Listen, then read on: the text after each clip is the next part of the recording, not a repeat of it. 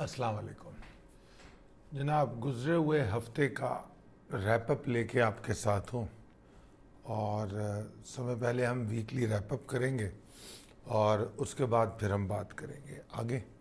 समय पहले तो हम बात कर लेते हैं जुमे को हुआ क्या, क्या पॉसिबिलिटीज़ थी और क्या फिर हमने झेला जुमे को। अगर जुमे को देखें तो जुमे के बारे में बड़ी वाज़े ये कॉल दी गई थी कि बुल्स अच्छी पोजीशन में हैं, रूटीन एग्जॉशन के साथ कुछ ऊपर जाते हैं, तो वो एक अच्छी बात है, कोई मसला नहीं है।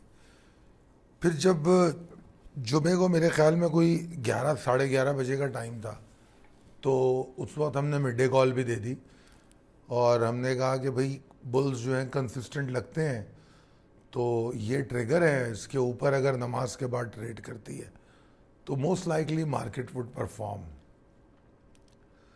और उसके बाद हम वीडियो ही रिकॉर्ड करा रहे थे कि बस वो स्टेटमेंट की बातें आ गई। तो यहाँ स्लाइड पे मुझे दो तस्वीरें भी नज़र आ रही हैं। तो ये जो हमारे पॉलिटिशियंस हैं, मुझे ऐसा लगता है, बल्कि मैंने तो बड़ी नाराज़गी का इजहार भी किया कि अक्ल व दानिश से आरी लोग इस मुल्क में शुरू से रूल कर रहे हैं, चाहे वो मतलब किसी भी मतलब इवन छोटे से लोकल बॉडीज़ के भी हेड्स हों, तो भी उनकी दिमाग पे मैं हैरान होता हूँ कि कैसे फ़ैसले करते हैं। ये कोई इतनी मुश्किल बात नहीं थी। सुपर टैक्स की डिस्कशन पहले होनी चाहिए थी, सुपर टैक्स को डिस्कस करना चाहिए था। नंबर 2 बात यह कि अगर सुपर टैक्स कल आपको मुंह से उसके बारे में इजहार करना था तो आपके पास 24 घंटे होते हैं। ये मार्केट आपकी है। और मतलब ये कि शहबाज शरीफ साहब बहैसियत वज़ीर आज़म वो भी इस बात को समझने से कासिर हैं कि अगर उनके दौरे हुकूमत में किसी दिन मार्केट 2000 पॉइंट गिरती है तो वो उनकी सियासी कैरियर के लिए भी एक नेगेटिव बात होती है कि जी इतने दफ़ा मार्केट में ये मसाइल वॉलेटिलिटी देखने में आई। कुछ चीज़ों के ज़ोर को कम किया जा सकता है। समझदार आदमी यही करता है। मतलब इसमें कोई दो राय नहीं है। मैं तो पिछली मेरे ख्याल में महीनों से ये बात कह रहा हूँ कि मईशत बहुत बुरे हाल में है।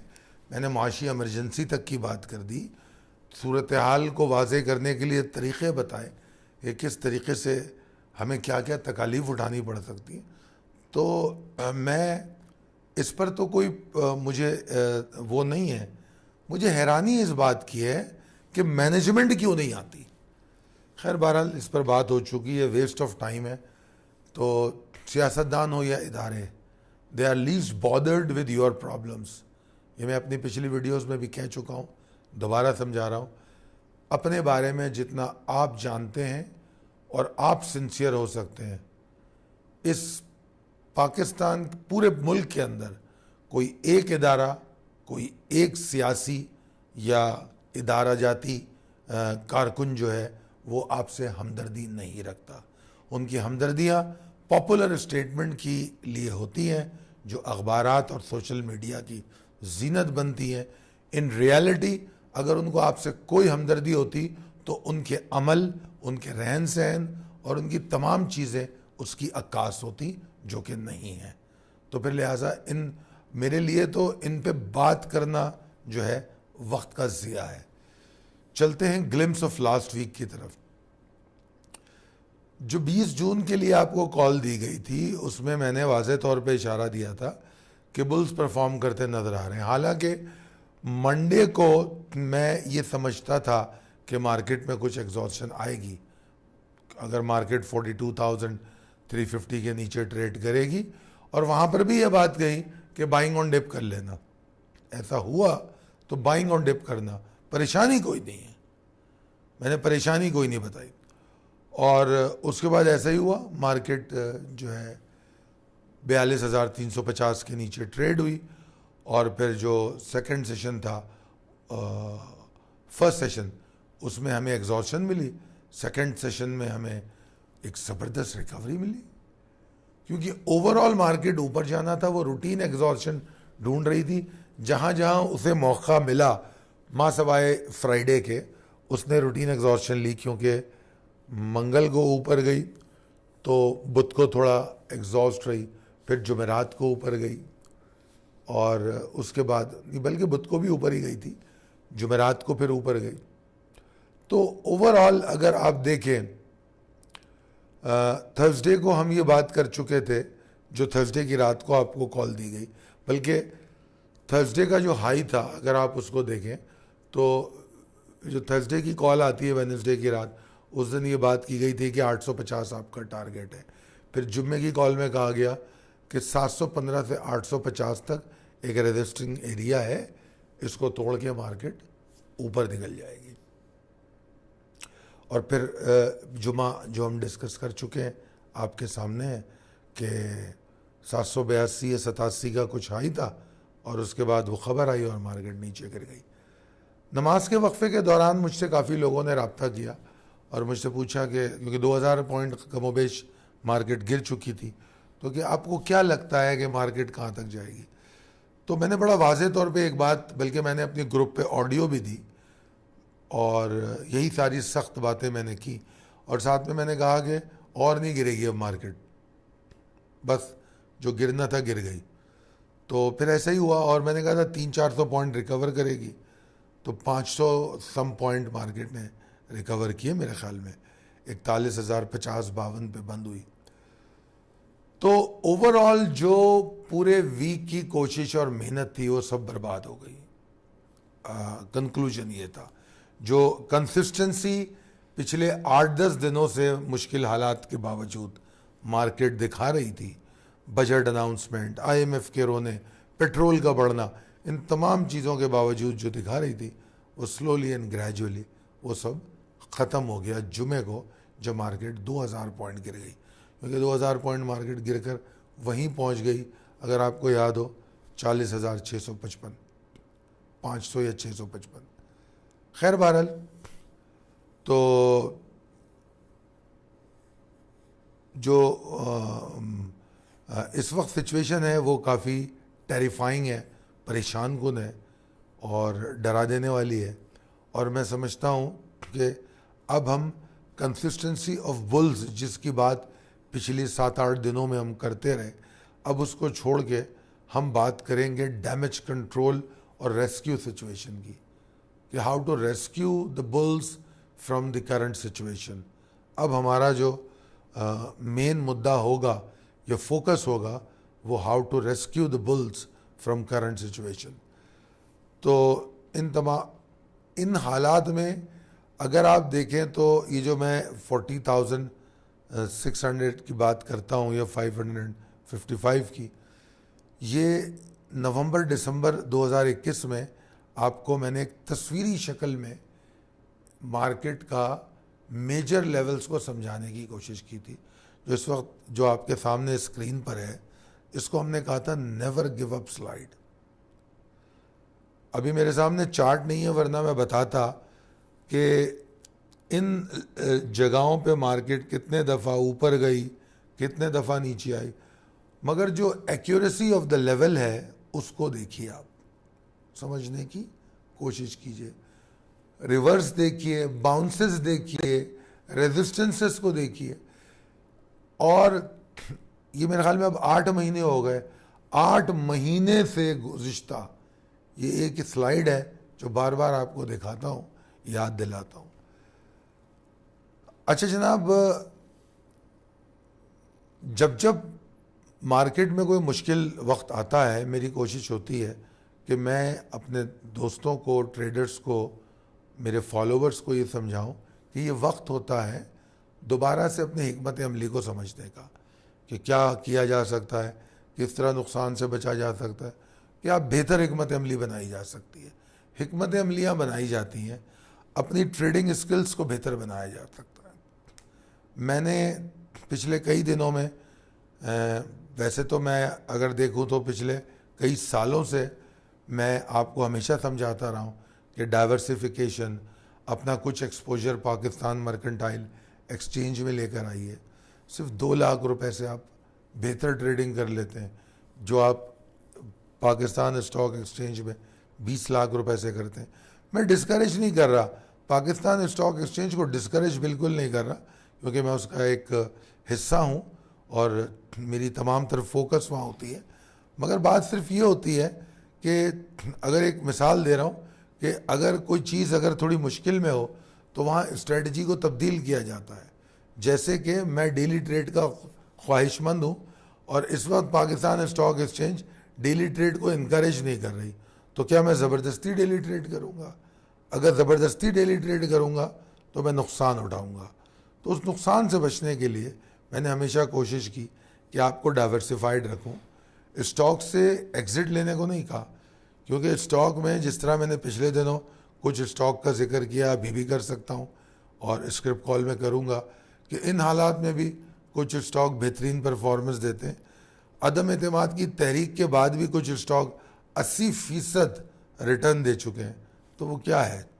हाँ, चुनिंदा स्टॉक हैं, इसमें कोई दो राय नहीं, तो you have to be selective. मगर बहरहाल डाइवर्सिफाइड होने से इंसान कम से कम अपनी उस एडिक्शन ऑफ ट्रेडिंग को दूसरी तरफ ले जाके एग्जॉस्ट कर सकता है। तो इसके लिए हमने ट्रेडिंग लाउंज को भी शुरू किया कि आपको लाइव सपोर्ट दें। हमारी टीम मुकम्मल सपोर्ट देती है। अगर आप क्रूड ऑयल, गोल्ड या S&P 500, नैस्डैक, डॉ जोन्स इसमें ट्रेड करना चाहते हैं पाकिस्तान मर्केंटाइल एक्सचेंज के थ्रू, मैं ख़तई तौर पे किसी फॉरेन वेबसाइट या कोई इलीगल तरीक़े से काम करने को प्रमोट नहीं करता। स्टेट बैंक जिसको रेगुलराइज करता है सिर्फ वो इदारा, और वो एक ही इदारा है, पाकिस्तान मर्केंटाइल एक्सचेंज। ठीक है जी। और अगर इसको आप समझते हैं तो आप ज़रूर हमारे नंबर पर रब्ता कर सकते हैं 0345619043। अच्छा जनाब, अभी मामलात, अभी ये जो रैपअप मैंने आपके सामने बड़ा मुफस्सल तरीक़े से पेश किया, मगर जहन में रखिएगा कि अभी मामलात ख़त्म नहीं हुए। अभी हमारे सामने जो ये अगर 20% टैक्स लगेगा तो उसका इम्पैक्ट ट्रांसफ़र कंज्यूमर को होगा। कोई भी मिल मालिकान, जो जैसे देखने में ये नज़र आया स्टॉक मार्केट में, ये समझ की बात है। मैं हमेशा कहता हूँ ना, right interpretation of the news और डेटा वो बहुत ज़रूरी है। ये जो भी 10% या 8%, 6% टैक्स सेक्टर पे लगेगा, आपके ख्याल में क्या सेठ अपनी जेब से देगा? ऐसा तो नहीं होगा, कंज्यूमर को ट्रांसफ़र होगा। कौन देता है? आप लगा दें, आप 1% टैक्स लगा दें, 1% टैक्स। आप पेट्रोल पे 2 रुपये बढ़ा दें, पान बेचने वाला भी पैसे बढ़ा देता है। हालांकि 2 रुपये लीटर पे पान पे मेरे ख्याल में पैसों में भी फ़र्क नहीं आएगा अगर उसको डिवाइड करें सेल और पान के साइज़ के हिसाब से, मगर वो बढ़ा देगा पैसे। तो ये जो है फॉरवर्ड होगा। वो मिफ्ता इस्माइल साहब कह रहे थे कि 25 करोड़ टैक्स मेरी कंपनी का बढ़ जाएगा। हो सकता है बढ़ जाए। रेवेन्यूज़ और जो आपकी रेवेन्यूज़ भी तो बढ़ जाएंगी। आप उस सेल को उसमें दिखा रहे होंगे, टैक्स तो आप वहाँ से लेंगे। तो आसान लफ्ज़ों में कहने का मतलब ये कि ये फॉरवर्ड तो कंज्यूमर को होगा, किसी मालिकान को या सेक्टर जो दिखाए गए कंपनियां, उनको तो नहीं जाएगा। हाँ, उनको जो प्रॉब्लम आएगी जब कोई चीज़ महंगी होती है तो उसकी सेल गिर जाती है, ये पॉसिबिलिटी होती है। मगर जो ऐसी चीज़ें हैं जिनके बगैर गुजारा नहीं है, जैसे खाने पीने की अशिया, खैर उस पर तो शायद टैक्स लगा भी नहीं, 10% सुपर टैक्स उस पर नहीं लगा। फूड, मेरे ख्याल में फूड सेक्टर पे नहीं लगा, बेवरेजेस पे ज़रूर लगा है शायद। तो अगर फ़र्ज़ कीजिए टैक्स बढ़ भी जाए तो इंसान भूखा तो नहीं रहेगा।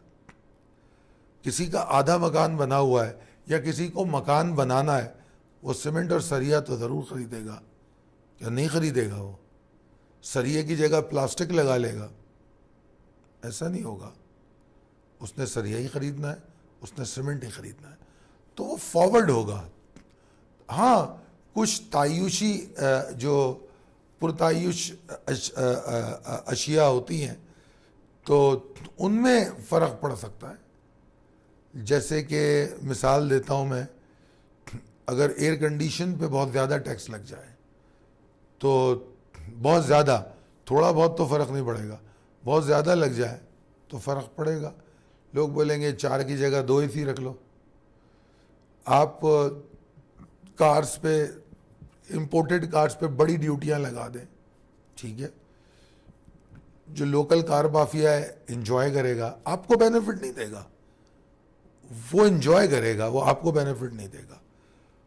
आपको फ़र्क ये पड़ेगा कि आप मजबूरन ये गाड़ी खरीदोगे लोकल, आप बोलोगे आ नहीं रही या महंगी है, आपकी रेंज से बाहर होगी। तो ट्रांसफ़र तो कंज्यूमर को हो रहा है, मगर उसका इम्पैक्ट अलग अलग तरीके से होता है। तो लिहाजा अब जो आने वाले दिनों में अगर इसकी सही इंटरप्रिटेशन होगी तो स्टॉक एक्सचेंज में ट्रेड करती है कंपनी, मेरे और आपके हालात नहीं ट्रेड करते। ज़रा समझने की कोशिश कीजिए, मेरे और आपके हालात ट्रेड नहीं करते। मैं भूखा मर रहा हूँ, मैं ख़रीद सकूँगा या नहीं ख़रीद सकूँगा, ये ट्रेडिंग नहीं होती। हाँ, इसका इम्पैक्ट ये ज़रूर पड़ता है कि अगर मैं भूखा हूँ, मेरे पास पैसे नहीं है, तो मैं स्टॉक एक्सचेंज में ट्रेड करने नहीं आऊँगा, वॉल्यूम्स कम हो जाएंगे, ये पॉसिबिलिटी है। मगर जो कॉरपोरेशन स्टॉक एक्सचेंज में लिस्टेड है, उसको आपकी आमदनी से, आपकी भूख से कोई लेना देना नहीं है। जो मैंने समझा दिया कि सिर्फ डिमांड एंड सप्लाई का जो फार्मूला है कि उसके हिसाब से कि अगर आपकी क़ुव्वत ख़रीद कम होती है तो उसकी डिमांड कम होगी, डिमांड कम होगी तो आपको पता है कि उसके भी तरीक़ेकार होते हैं कि उसका असरअंदाज EPS पे कैसे होगा। ठीक है जी।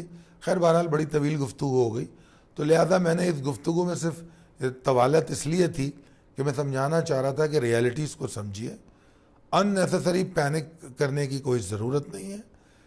ये हालात मेरे और आपके बनाए हुए नहीं हैं। हाँ, ये हालात मुझे और आपको झेलने हैं।